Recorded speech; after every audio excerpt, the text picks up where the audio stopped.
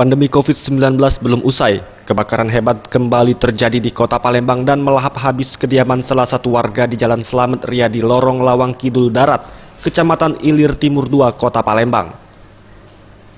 Terkait hal tersebut, Wakil Wali Kota Palembang langsung menyambangi korban terdampak kebakaran guna menyerahkan sejumlah bantuan dan juga semangat untuk korban terdampak. Terlebih lagi saat pandemi saat ini perekonomian belum berjalan normal.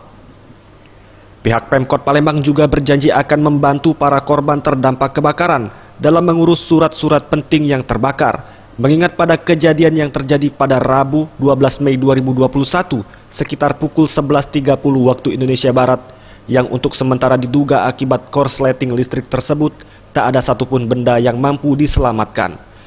Mungkin untuk membantu para korban kebakaran, mulai dari surat menyurat, mungkin KTP ya, kartu keluarga atau surat-surat penting yang lain, dan juga kita mohon doa ya Pak, kita upayakan nanti siapa tahu ada jalannya para korban musibah kebakaran ini bisa kita bangunkan kembali rumahnya. Anugrah Santi Pratama, Sriwijaya TV.